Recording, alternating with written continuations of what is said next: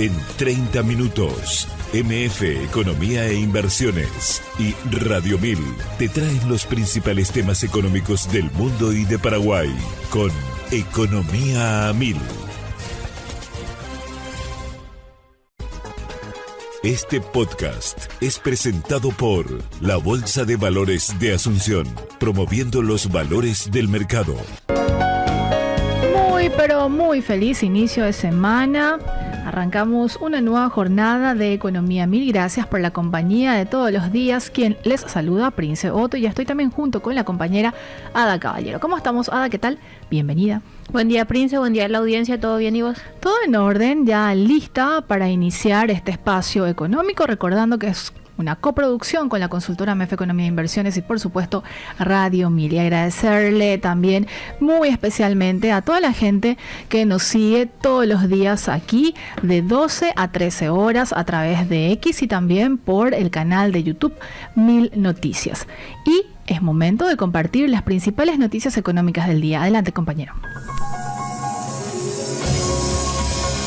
MF Economía e Inversiones presenta las principales noticias económicas de Paraguay y el mundo. ¿Qué está pasando en el contexto internacional? Y de acuerdo con Bloomberg en línea, la Unión Europea congelará el proceso de ratificación de su acuerdo comercial con Estados Unidos y pedirá mayor claridad sobre el nuevo programa arancelario de la administración de Donald Trump. Los principales grupos políticos del Parlamento Europeo suspenderán este lunes el trabajo legislativo luego de que el Tribunal Supremo de Estados Unidos invalidara el uso de una ley de poderes de emergencia para imponer aranceles recíprocos. Tras la noticia, el Stoxx Europa 600 cayó 0,4%, mientras el Parlamento tenía previsto ratificar el acuerdo en marzo. Siempre con Bloomberg en línea, Trump anunció un arancel global del 10%, posteriormente elevado al 15%. El acuerdo alcanzado el verano pasado fija una tasa del 15% a la mayoría de las exportaciones de la Unión Europea hacia Estados Unidos, elimina aranceles sobre bienes industriales estadounidenses que ingresan al bloque y mantiene un arancel del 50% al acero y aluminio europeos, ampliado luego a cientos de productos adicionales. El proceso ya había sido congelado tras las amenazas sobre Groenlandia y se incorporó una cláusula de caducidad que obligaría a nuevas negociaciones incluso si se aprueba el acuerdo, menciona Bloomberg en línea. ¿Más información, Ada? Siguiendo con información de Bloomberg, Donald Trump viajará a China del 31 de marzo al 2 de abril para reunirse con el presidente chino en un contexto de incertidumbre comercial y tensiones por Taiwán. La visita se produce tras la decisión de la Corte Suprema de anular amplios aranceles estadounidenses a las exportaciones, lo que altera la dinámica de la tregua de un año alcanzada en octubre pasado para reducir aranceles y restricciones tras meses de escaladas recíprocas. Trump también prevé recibir a Xi en Washington este año, mientras el presidente chino asistiría a una reunión del G20 en Florida. El déficit anual de Estados Unidos con China se redujo en 2025 a unos 202.000 millones de dólares, el nivel más bajo en 21 años. En diciembre, Washington aprobó un paquete de ventas de armas a Taiwán por hasta 11.000 millones de dólares, lo que generó condena a Pekín. A comienzos de este año, Estados Unidos capturó al líder venezolano Nicolás Maduro y reforzó sanciones sobre el comercio del crudo del país, donde China figura entre los principales compradores. Más información en el ámbito internacional. De acuerdo con Reuters, la eliminación de los aranceles de Donald Trump por parte del Tribunal Supremo generó nueva incertidumbre sobre la política comercial y las finanzas públicas. El fallo dejó abierta la posibilidad de reembolsos por alrededor de 170.000 millones de dólares, mientras los ingresos recaudados superan los 175.000 millones de dólares y la Oficina de Presupuesto del Congreso había proyectado cerca de 300.000 millones de dólares anuales en la próxima década. El arancel de reemplazo del 15% tendrá una duración de 150 días. En los mercados, el rendimiento del bono del Tesoro a 10 años se ubicó en 4,071% y el de 30 años en 4,716%, tras haber superado el 4,5% a mediados de 2025. ¿Qué está pasando con el oro, Ada? De acuerdo con Bloomberg en línea, el oro subió hasta 1,4% hacia $5.180 la onza tras 3 semanas consecutivas de ganancias en un contexto de mayor incertidumbre sobre la política comercial de Estados Unidos. Como ya se mencionó más Adelante, Donald Trump anunció un arancel global del 15% después de que el Tribunal Supremo fallara en contra de su uso de poderes de emergencia para imponer gravámenes. El índice Bloomberg del dólar al contado cayó un 0,1%, lo que abarató el metal para compradores internacionales. A las 10 de la mañana en Londres, el oro avanzó 0,9% hasta $5.152 la onza. La plata subió 2,7% hasta $86,96, mientras el platino y el paladio cotizaron al alza. La posición larga neta en futuros del oro cayó al nivel más bajo en casi un año, de acuerdo con datos del regulador estadounidense que supervisa los mercados de futuros y derivados, en un escenario donde la decisión judicial también puso en duda acuerdos comerciales con la Unión Europea, India y Japón. Nos vamos otra vez a Estados Unidos porque de acuerdo con Reuters, el gobernador de la Reserva Federal, Christopher Waller, afirmó que podría apoyar una pausa en los tipos de interés en la reunión del 17 y 18 de marzo si los datos laborales de febrero confirman que el mercado ha pivotado hacia una base más sólida. El crecimiento del empleo en enero fue de 130.000 puestos, lo que calificó como una sorpresa positiva tras un 2025 débil. Los datos de febrero se publicarán el 6 de marzo. En la reunión de enero, Waller se mostró a favor de un recorte de 25 puntos básicos ante el débil crecimiento del empleo. El gobernador indicó que la inflación actual está impulsada en gran medida por impuestos a las importaciones y que, una vez descontado ese efecto, podría situarse cerca del 2%. La reciente sentencia del Tribunal Supremo, que eliminó la mayoría de las nuevas obligaciones arancelarias, fue considerada poco probable de tener un impacto significativo en la evolución de la política monetaria. Y de información económica meramente internacional ya vamos aterrizando a temas económicos que se van situando o sucediendo en las principales economías de la región. Para ello ya nos trasladamos hasta Argentina. De acuerdo con Bloomberg en línea, la producción de gas en Argentina podría marcar un nuevo máximo en 2026 tras crecer cerca de 15% entre 2021 y 2025, impulsada por Vaca Muerta. La ampliación del gasoducto Perito Moreno, adjudicada a Transportadora de Gas del Sur, por alrededor de $700 millones, elevaría la capacidad de 21 a 35 millones de metros cúbicos por día, sumando unos 14 millones diarios adicionales y reduciendo importaciones de gas natural licuado en invierno. El proyecto Argentina LNG, liderado por YPF, podría modificar el perfil energético del país, mientras el techo soberano se mantiene en B negativo. En Chile, donde el gas representó cerca del 15% de la generación eléctrica en 2025 y el retiro del carbón se proyecta hacia 2040, existen 7 gasoductos con capacidad cercana a 20 millones de metros cúbicos diarios y el terminal GNL Quintero opera con 15 millones por día y almacenamiento de 334.000 metros cúbicos. ¿Qué está pasando en Brasil? De acuerdo con Portal Globo, Brasil y Corea del Sur firmaron 10 acuerdos de cooperación en comercio y minerales críticos el pasado 23 de febrero de 2026, además de un plan cuatrienal que fortalece las relaciones en política, economía e intercambios privados. Lula informó que también se suscribieron acuerdos en salud, emprendimiento, agricultura, ciencia y tecnología y lucha contra el crimen organizado transnacional e indicó que la finalización de los procedimientos sanitarios permitiría exportar carne bovina brasileña a Corea. Ambos países mantienen relaciones diplomáticas desde 1959 y prevén formalizar un plan de acción 2026-2029. De acuerdo siempre con Portal Globo, desde 2024 Corea del Sur anunció inversiones por $8.800 millones en Brasil, con casi el 80% concentrado en la industria manufacturera. El comercio bilateral alcanzó por su parte $10.800 millones el año pasado, con un superávit de $174 millones para Brasil.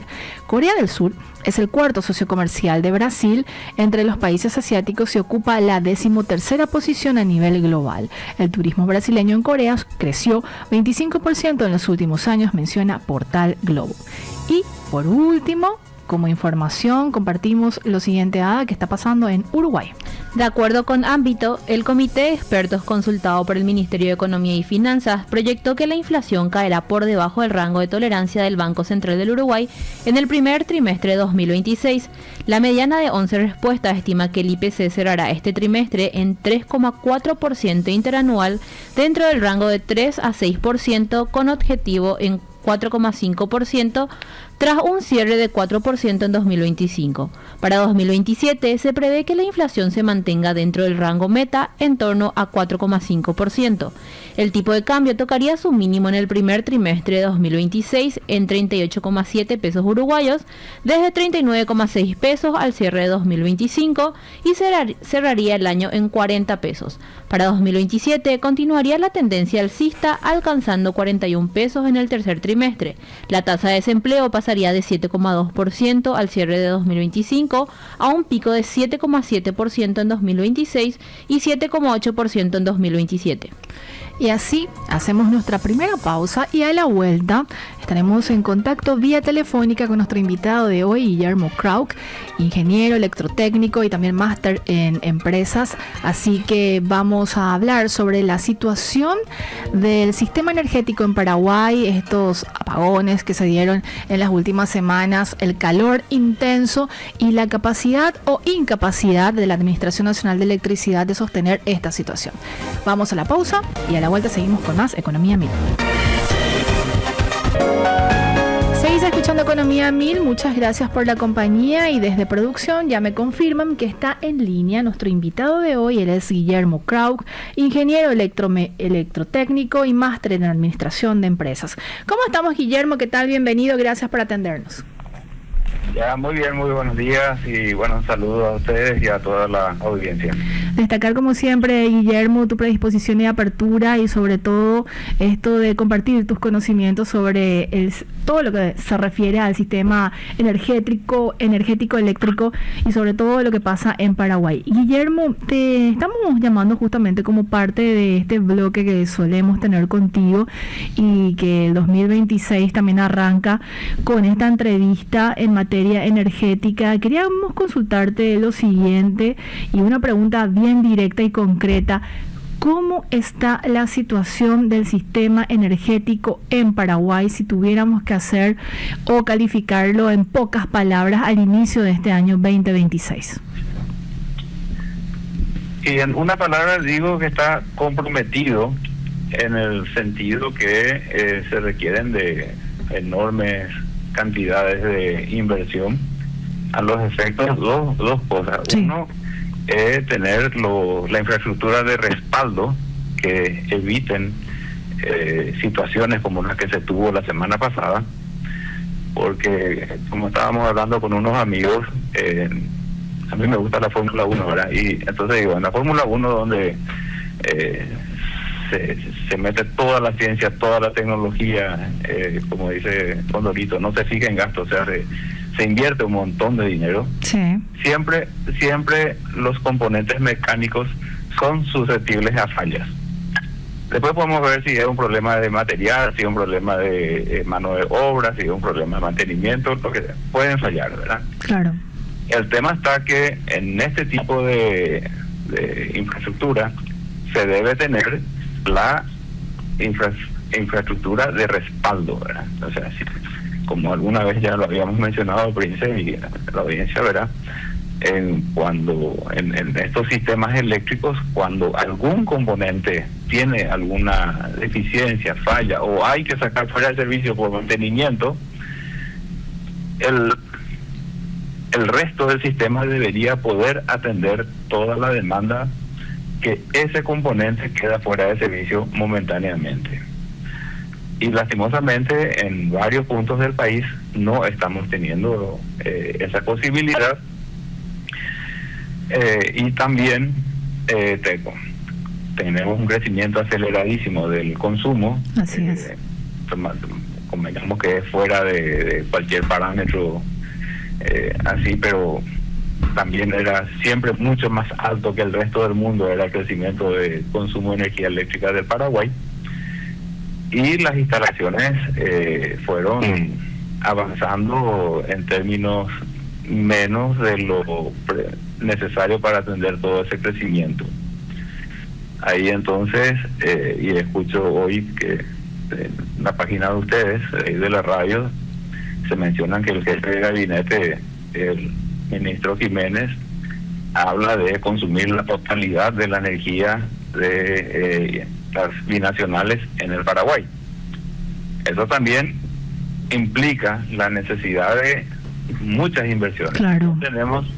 Si bien tenemos las líneas de 500 kilovoltios, las que están en servicio, las que se están construyendo, que permiten extraer la totalidad de la energía de las binacionales, hay que llevarla hasta el punto real de consumo, o establecer que solamente todas las industrias se pueden colocar cerca de la subestación de las subestaciones de 500 kilovoltios, lo cual de repente para ciertos sectores industriales no hay problema, pero para otros que sí requieren de movimiento de materia prima, de insumos y otros componentes, es casi imposible. Hay lugares más adecuados para instalar tal o cual industria, ¿verdad? Por decir, la industria alcoholera no puede estar a más de 50 kilómetros de los lugares de plantación de la caña de azúcar, claro, por el estilo, ¿verdad? Pero sí, entonces, resumiendo, sí está comprometido en el sentido que se requiere de ingentes cantidades de inversión. Y ni hablemos del tema de generación, que es otra cosa que también me preocupa y me ocupa hace muchísimo tiempo. ¿Por qué, Guillermo, y a modo de recordar también, para que la gente pueda entender que son el componente cuarto que siempre vos mencionás, son 4 pilares fundamentales dentro del sistema energético en Paraguay? Sí, el consumidor es el objetivo final de todo esto, en el sentido que el industrial quiere ampliar su fábrica si tiene mercado, sí. El comerciante quiere mejorar su capacidad de proveer la comercialización, ¿verdad?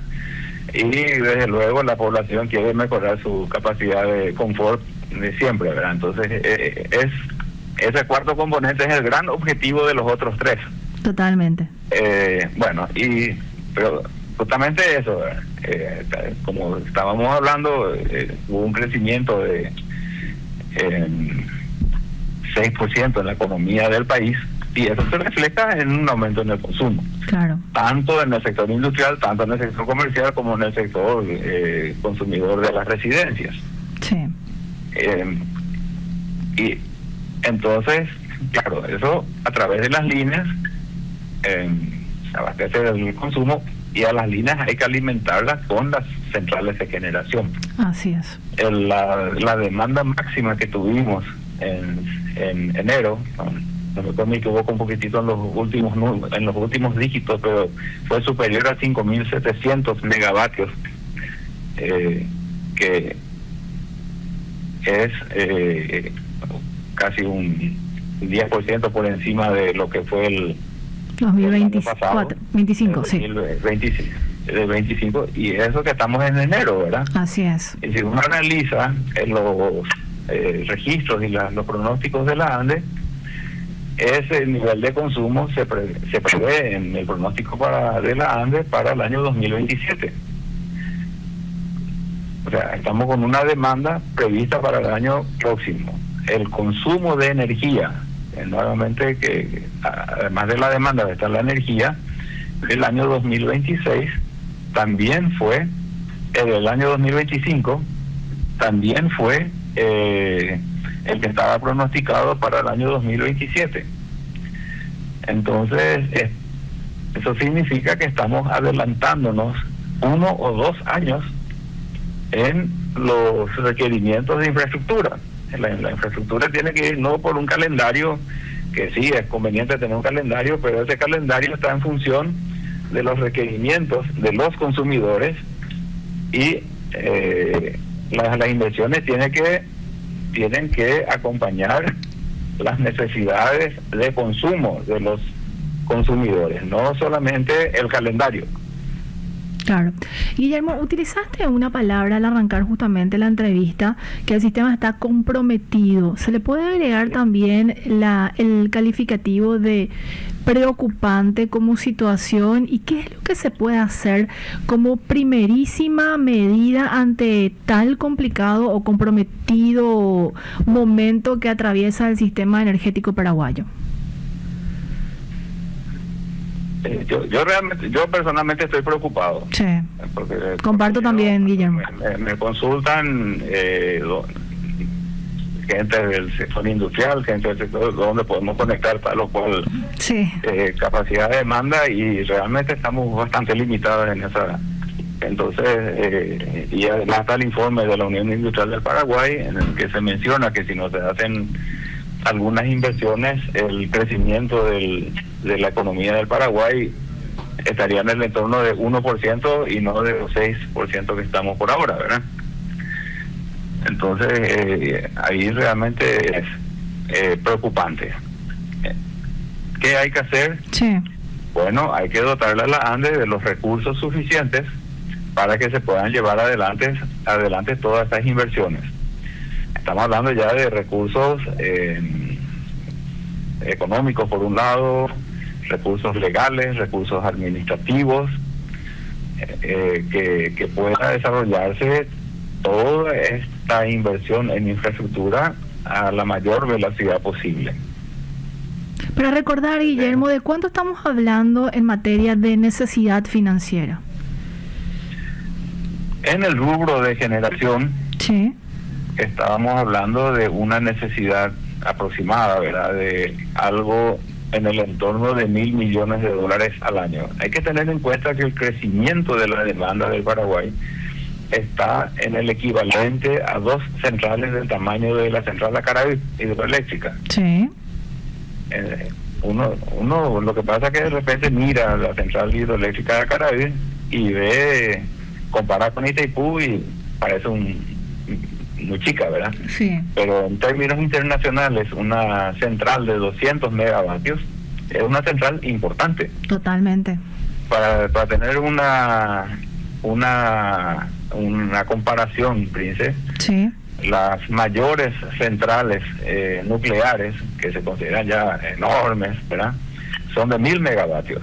Y estamos hablando entonces que hidroeléctrica de China, por las grandes hidroeléctricas en otros lugares, y sí, comparado hidroeléctrica con hidroeléctrica, de repente Acaraví parece pequeña, pero en términos internacionales es una represa, una central muy, muy importante. Hablaba de ese monto de... Entonces hay $1.000 Sí. millones solo en generación. Y luego viene toda la parte que es la transmisión, distribución, ¿verdad? Donde Así la es. ANDE también tiene su plan de obras, su plan maestro de obras en eso, donde tienen un pronóstico de invertir algo en el entorno de 600 y un poco de millones de dólares anuales en promedio, ¿verdad? En transmisión, distribución y la parte informática y algunas que otras cosas, ¿verdad? Entonces, es 1.600 millones de dólares en total, es la inversión adicional a la inversión en mantenimiento, a lo que sería toda la parte administrativa, a lo que serían los gastos por llamarlo gastos, ¿verdad?, las erogaciones, mejor es el término, en costos de capital, intereses, devolución de los capitales que se tienen en los financiamientos. Entonces estamos hablando de requerimientos extremadamente importantes. Hoy por hoy la ANDE factura algo en el entorno de $900 millones y se requeriría, por lo bajo, así, según una pequeña estimación, que tenga un ingreso de 40% adicionales a lo que está recibiendo hoy, y todavía no satisface las inversiones en generación. Así es. La ANDE está como en el punto límite, Guillermo, de empezar a hacer estas inversiones en un eventual o en un hipotético escenario en el que se consigan relativamente estos recursos para llevar adelante las importantes obras de infraestructura. Yo converso con varios colegas antiguos cuando estaba ahí, que solemos conversar así, no frecuentemente, pero cada cierto tiempo, ¿verdad? Y hay un convencimiento de la necesidad de ese tipo de llevar adelante las inversiones. Sí. Y ahí topamos con el tema de las regulaciones, las legislaciones, donde, según mi óptica, por lo menos yo suelo analizar las leyes en mi óptica de ingeniero y la necesidad de llevar adelante las cosas, Sí. lo cual le pone los pelos de punta a mis colegas abogados. Imagino. Esa es mi ansiedad como ingeniero, nomás para llevar adelante, ¿verdad? Claro. Entonces, siempre que trato de buscarle la vuelta de cómo contornar o cómo con la ley vigente llevar adelante ciertas cosas, ¿verdad? Y después me topeto con la interpretación más rígida de los amigos abogados. Hay que decir que la mitad de mis primos hermanos son abogados también, así que... Hay una cuestión ahí.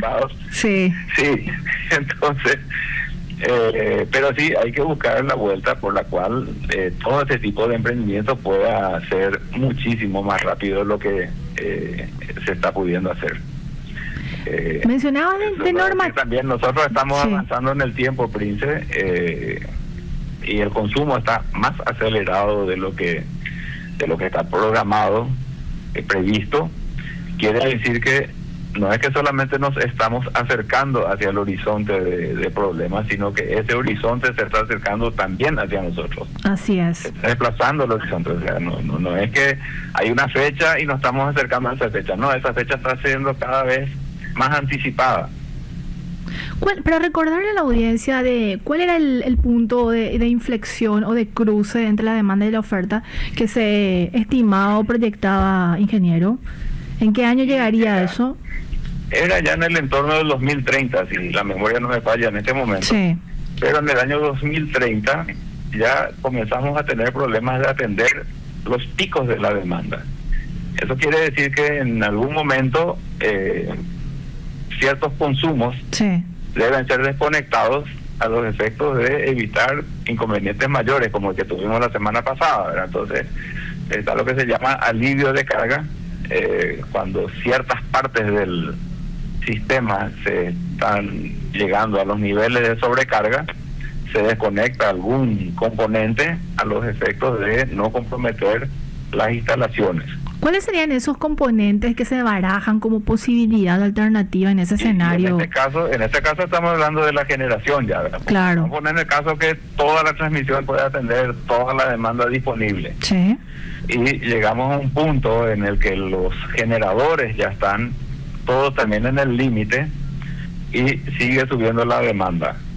Y ahí hay que ver cuál es la zona, el componente de consumo que menos inconveniente tendría en el caso que se desconectara.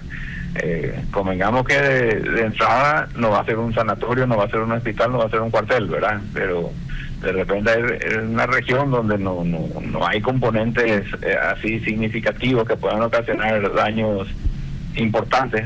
Desconfort va a haber siempre. Y bueno, entonces esos lugares de repente quedan sin la prestación del servicio por el tiempo que sea necesario, que bajen los niveles de demanda, de requerimiento del sistema a otros puntos, a un punto tal en el cual pueda ser reconectado de vuelta. Ingeniero, ¿qué pasa con estas normativas que habían salido entre el 2024 y 2025 e incluso la reciente reglamentación de justamente estas leyes que buscaban de alguna manera generar o ser fuentes alternativas de energía o de financiamiento, e incluso planteaba que el sector privado pudiera inmiscuirse también en este proceso? ¿Qué es lo que está fallando? ¿Por qué no avanza en lo que se esperaba realmente cuando se propuso, se aprobó y bueno, se implementó este tipo de normativas? La verdad que no sé cuál es el motivo real por el cual todavía no salen las reglamentaciones, pero se está dilatando bastante. Son dos leyes. Sí, si podrías recordar, por favor. Permiten que el capital privado, pero no me equivoqué los números porque son confusos de repente. Una es la 7299 y la otra es la 7599, ¿verdad? Entonces, la 7299 es para todo tipo de energía, sí, en el fondo, ¿verdad? Para energía térmica, hidráulica, nuclear, biomasa, o sea, para todo tipo de energía. Y la 7599 habla específicamente de las energías renovables no convencionales. En ambas leyes se establece la figura del generador, del autogenerador, o sea, la persona que genera la energía para su propio consumo en su sector económico. Por decir, un supermercado quiere tener su propia generación, listo, pone su generador del tipo que sea y consume él mismo, ¿verdad? El cogenerador es el que tiene un proceso industrial en el cual tiene un excedente de energía calórica o de algún tipo, y con ese excedente de energía genera energía, ¿verdad? Está el generador, que es la persona que su industria es vender energía eléctrica. Sí. Y está el exportador de energía, que instala una central eléctrica con el objetivo de exportar la energía. Son las 4 figuras que establecen en la ley, en ambas leyes. Sí. En las dos se establece algún mecanismo por el cual, en una es un poco más flexible y en la otra es un poco más restringida, vamos a decir, la posibilidad que se pueda ofrecer la energía a terceras personas que no hacen al inversionista en la instalación misma de la central de generación de energía eléctrica. Pero nada más, de alguna u otra manera, permite que se produzca energía eléctrica en algún lugar, un privado, y algún otro privado pueda, o el mismo privado pueda consumir esa energía en otro punto del país. Clarísimo. Pagando un peaje de transporte de esa energía. Bueno, esas dos leyes, una se sancionó en el 2024, hacia fines del 2024, que es la ley más general, vamos a decir, de todo tipo de energía, y la ley de energías renovables no convencionales se sancionó, se promulgó a fines del año pasado. En ambas están el requerimiento de tener la reglamentación. La reglamentación tiene que incluir los componentes de cuáles serían las condiciones técnicas por las cuales estas centrales se acoplarían a la red de la Andes, los recaudos que tienen que tener, los sistemas de protección, o sea que un problema de un privado repercute en un inconveniente serio que afecta a todo el país. Esas son cosas que hay que considerar. Y sobre todo para el autogenerador, el cogenerador, y ni qué decir del generador, que parte de su producción la van a inyectar a la red de la ANDE para que la ANDE pueda finalmente distribuir a los otros consumidores del país. Hay que establecer una tarifa adecuada, claro, que permita el retorno de la inversión del privado. Y ahí es donde podría entrarse en un conflicto. Hay que aclarar muy bien, en el sentido totalmente que lo que hoy se dispone como fuente de generación para la ANDE, de obtención de energía eléctrica, estamos hablando de represas grandes que tienen un componente importante de economía de escala, pero más bien otros componentes de libertades en su momento de económicas, para las expropiaciones de donde se implantó, para exenciones tributarias, exenciones de impuestos y ese tipo de cosas que permitieron que su energía luego ya de por sí sea más barata. Así es. Y ni qué decir que la principal fuente de obtención de energía del Paraguay, más del 80% de la energía del Paraguay viene de la represa Itaipú, que ahora se pagó finalmente toda la deuda financiera, que era 2/3 casi del costo de la prestación del servicio. Entonces estamos hablando que los valores y los costos de producción de esa represa son extremadamente bajos. Y si vamos a comparar el costo de producción de algo que se instale nuevo con lo que se tiene disponible, nunca se va a aprobar nada, ¿verdad? Entonces hay que aprobar los costos de generación nuevas con otras fuentes de generación nuevas también necesarias y con no tener energía. Así como estábamos hablando, crecimos al 6% consumiendo energía eléctrica. Sí. Si dejamos de poder abastecer el crecimiento del consumo eléctrico, vamos a crecer al 1% al año. Entonces, 5% del Producto Interno Bruto anual es el costo con el cual hay que comparar de tener nuevas fuentes de generación o no tener nuevas fuentes de generación. Totalmente. Y el impacto es significativo. Claro. Entonces, y ahí hay que comparar los costos de producción, yo diría comparado con los costos internacionales. Claro. ¿Cuánto cuesta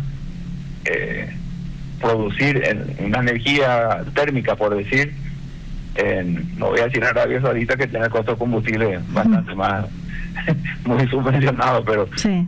internacionalmente ¿cuánto cuesta producir una central térmica? Internacionalmente ¿cuánto cuesta producir energía hidroeléctrica? Internacionalmente ¿cuánto cuesta producir energía solar? Bueno, y esos son los parámetros que tenemos que tener para comparar las nuevas fuentes de generación. No podemos comparar con lo que tenemos disponible hoy. Totalmente, Guillermo. Si no avanzamos. Si comparamos con lo que tenemos hoy, no. Tenemos que comparar con no disponer Sí. de energía eléctrica, y si se opta por no disponer, y bueno, alguien quiere no disponer y el país queda avanzando al 1% al año, una decisión de alguien que me parece que nadie quiere. Y la otra es, queremos seguir creciendo 6, 7. Se habla de duplicar el Producto Interno Bruto del Paraguay en 10 años. Eso significa crecer a 7, 8% al año. Claro. ¿Verdad? Y creciendo 6% al año, el crecimiento, el aumento del consumo fue de 12, 18%. Te imaginas si crecemos 3, 4 puntos porcentuales más. El crecimiento va a ir en el entorno de 20% al año. Y eso requiere de muchísimas inversiones para poder acompañar ese crecimiento.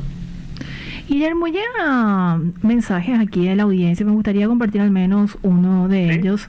Pregunta, ¿qué pasó con la represa de Corpus? Si hubo un avance en ese sentido y si de alguna manera entraría como a mitigar un poco el complicado escenario. Sí, Corpus son cosas que están en la carpeta, no depende solamente de Paraguay, depende de negociaciones con Argentina. Y un análisis que hicimos en algún momento, en el caso que se inicie el Corpus y no haya ninguna traba, se estima que algo para instalar la primera máquina estaría algo en el entorno de 11, 12 años, y nuestro problema, habíamos dicho que es un poco antes del 2030, inclusive 2030 o tal vez un poco antes. Bueno, que hay que llevar adelante, se debería iniciar un proceso de llevar adelante Corpus, claro que sí.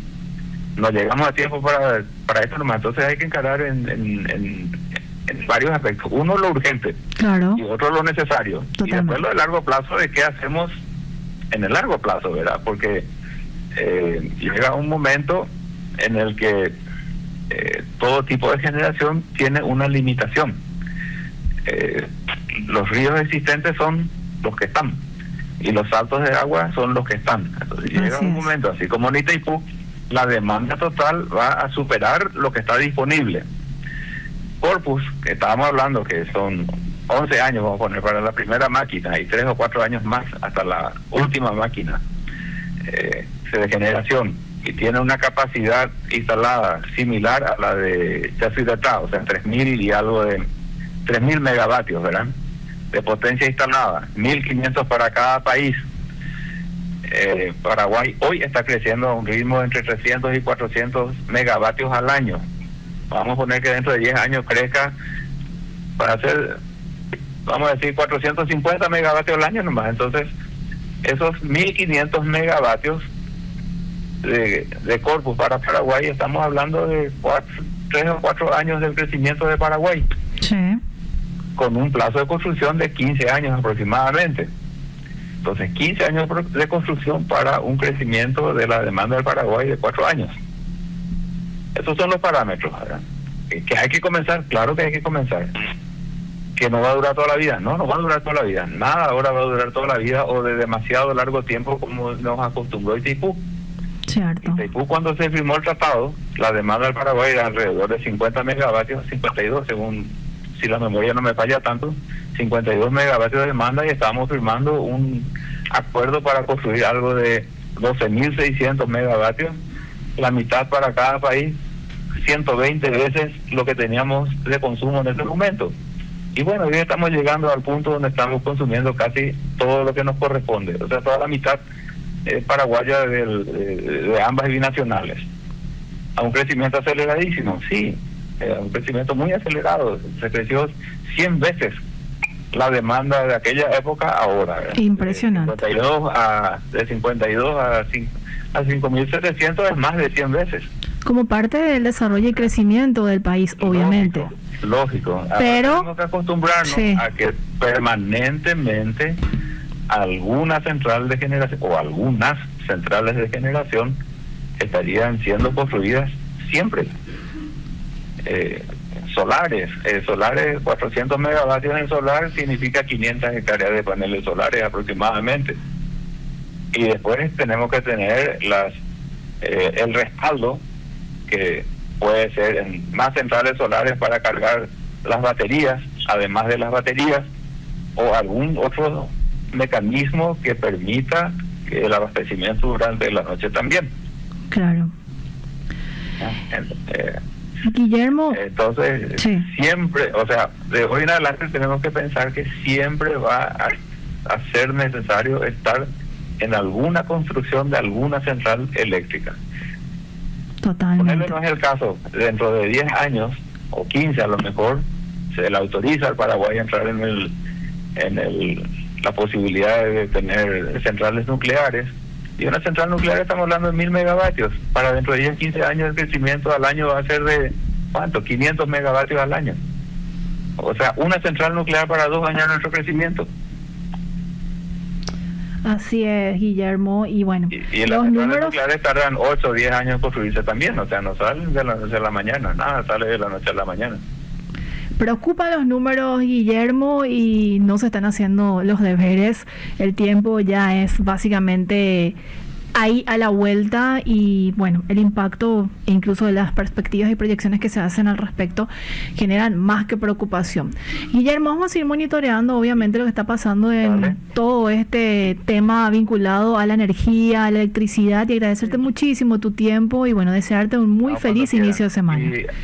Y gracias, y bueno, son de repente cosas que uno escucha, sí. Cuando escucho, ¿verdad? Que se quiere consumir toda la energía en el Paraguay, y hay cierta conciencia ya de las limitaciones que tenemos en el abastecimiento. Hay mucha gente consciente, pero también de repente entrar en la burocracia es complicado y totalmente todos los intereses. Así como digo, una cosa es hablar como ingeniero tratando de hacer las cosas, y otro tratar de tener todos los sistemas coordinados para evitar que alguien pueda objetar tal o cual decisión. Entonces ahí hay un compromiso de la necesidad, de la imperiosa necesidad de llevar adelante los proyectos, y al mismo tiempo de no que no sean rechazados masivamente o cosas. Proyectos que comienzan de repente y que por algún problema que no se tomaron todos los recaudos, tiene un rechazo generalizado, no se explicó bien y ese tipo de cosas, y se truncan. Así es. Acá tiene una campaña de comunicación muy fuerte también, porque convengamos que para mucha gente le va a costar entender cómo si tenemos la represa más grande del mundo. Que es lo que siempre se dice. Es el extranjero, sí. ¿Verdad? Sí. Tenemos la represa más grande del mundo, y cómo puede ser que falte energía eléctrica en Paraguay. Y bueno, el crecimiento del Paraguay es tan bueno que llegamos a un punto en el cual todo lo que produce esa no abastece lo que necesitamos nosotros. Así es. Es una buena cosa, ¿verdad? Totalmente. Es una buena cosa, pero hay que explicarle a mucha gente. ¿Y claro. por qué es más caro lo que viene nuevo? Y por tal o cual motivo. Hay que tener todo eso, ¿verdad? Y hay que explicar. Una vez que se explica, yo creo que todo el mundo va a entender. Hay que hacer ese proceso de evangelización. Guillermo, muchísimas gracias por el tiempo. Gracias a ustedes, cuando quieran. Gracias. Estuvimos con el ingeniero electrotécnico y máster en administración de empresas, Guillermo Krauk. Hacemos nuestra última pausa y a la vuelta compartimos información económica a nivel doméstico. Gracias por los mensajes a los oyentes, ahí siempre pendientes de los temas que vamos desarrollando aquí en Economía de 1000. Ahora es un momento de compartir la frase cifra del día. ¿Qué tenemos?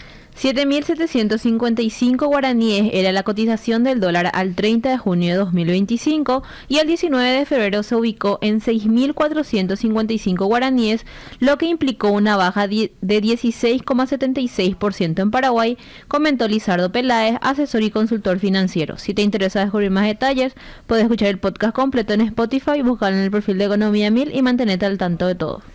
Y ya vamos compartiendo información económica de lo que está pasando aquí en Paraguay. De acuerdo con ABC, el gobierno de Santiago Peña, a través del Ministerio de Economía y Finanzas, se prepara para una nueva emisión de bonos soberanos en el mercado internacional que podría concretarse en los próximos días. Parte de la colocación sería en moneda local. El equipo, encabezado por Carlos Fernández Valdovinos, inició la semana pasada una gira de presentaciones ante inversores con apoyo de Citi, Goldman Sachs y JP Morgan en Londres y Nueva York. Se contempla la emisión de un bono en guaraníes a 12 años y la reapertura de la deuda en dólares con vencimientos en 2055. ¿Más información? De acuerdo con Agencia de Información Paraguaya, el Ministerio de Economía y Finanzas continuará evaluando técnicamente cada propuesta de reforma de la caja fiscal, midiendo su impacto sobre la sostenibilidad del sistema previsional. El proyecto aprobado por la Cámara de Diputados será tratado en el Senado el 25 de marzo de 2026, mientras avanzan mesas de trabajo entre el MEF, la Cámara Alta y los sectores involucrados. La versión sancionada redujo la edad mínima de jubilación de 57 años, planteada en el proyecto original del Poder Ejecutivo, a 55 años, lo que implicó ajustes en otros parámetros del sistema. Más información, de acuerdo con ABC, al cierre del cuarto trimestre de 2025, la tasa de ocupación se ubicó en 70,8% de la población en edad de trabajar, con más de 3.297.000 personas ocupadas frente a 69% y 3.178.000 personas en el mismo periodo de 2024. Esto implicó un aumento de alrededor de 118.000 ocupados en un año. El gobierno informó que se generaron más de 242.000 nuevos empleos desde agosto de 2023, cuando asumió la actual administración, lo que equivale a casi la mitad de la meta de 500.000 empleos prometidos. Siguiendo con información de ABC, la depreciación del dólar frente al guaraní fue de entre 15 y 20% en los últimos años, lo que encarece la inversión extranjera en Paraguay. El tipo de cambio pasó de alrededor de 8.000 guaraníes a aproximadamente 6.500 guaraníes, elevando el costo para empresas estadounidenses que hoy pagan cerca de 20% más para obtener guaraníes. Hace un año, con un dólar de 8.000 guaraníes, el sueldo mínimo de 2.899.000 equivalía a $362. Actualmente, con la divisa en torno a 6.500, asciende a $446. En los últimos meses, el Banco Central del Paraguay aumentó sus reservas comprando divisas para moderar la apreciación. De acuerdo con Última Hora, un estudio que abarcó 40 países y consultó a más de 32.700 personas ubica a Paraguay en el 8º lugar global en uso de inteligencia artificial. En el país, el 73% de los paraguayos utiliza IA para trabajo de forma particular, en línea con la media regional de América Latina de 73% y por encima de la media global de 63%. Entre los trabajadores a tiempo completo y medio tiempo, el uso siempre, a menudo, es 4 veces más alto que en las personas económicamente no activas. Más información y esta vez sobre temas vinculados a obras públicas, de acuerdo también siempre con Última Hora. ¿Qué tenemos, Ada? El Ministerio de Obras Públicas y Comunicaciones acumula en febrero de 2026 una deuda de aproximadamente 360 millones de dólares con constructoras, mientras el sector de la construcción enfrenta compromisos que superan los 370 millones. En el caso del dragado del río Paraguay, el MOPC adeuda 20 millones de dólares correspondientes a obras de 2025 en la zona del Paso Bermejo. Ante la falta de cierre de pagos y la imposibilidad de avanzar con una nueva licitación prevista para enero, el sector privado asumió el financiamiento de los trabajos para evitar la interrupción del comercio fluvial. Y como es habitual, la consultora MEF Economía e Inversiones realiza análisis económicos vinculados obviamente a temas sobre economía, de lo que está pasando a nivel internacional, regional y también, por supuesto, de Paraguay. Y en la edición de ayer, esto es Ada, ¿cierto? Así mismo. Justamente en el impreso de ABC y en su digital fue replicado este artículo económico. Se aborda acerca de la dinámica que ha tenido el empleo justamente en línea al informe dado a conocer por el Instituto Nacional de Estadística, INE, y en este sentido, el ingreso promedio por hora pasó de 18.721 guaraníes en el cuarto trimestre de 2024 a 19.929 guaraníes en el cuarto trimestre de 2025, con un aumento de 1.200 guaraníes y una variación de 6,5%. En el caso del empleo público, se mantiene el mayor promedio de 33.530 guaraníes a 36.790 si lo comparamos comparamos entre el cuarto trimestre 2024 y 2025. Y representa más del doble del sector privado, que avanzó de 16.378 a 17.205 guaraníes, también en el comparativo 2024-2025. Más de este artículo y otros que elabora la consultora MF Economía e Inversiones, ¿dónde la gente puede encontrar? Pueden encontrar nuestras redes sociales, Instagram, X, Facebook, LinkedIn, también en nuestro canal de WhatsApp, MF Economía e Inversiones, y en nuestra página web www.mf.com.py. Y así vamos llegando al punto final del primer día de la semana de Economía 1000, recordándoles que mañana nos reencontramos puntualmente a las 12 con más análisis e información. Nos despedimos, que tengan un excelente inicio de semana. Este podcast es presentado por la Bolsa de Valores de Asunción, promoviendo los valores del mercado.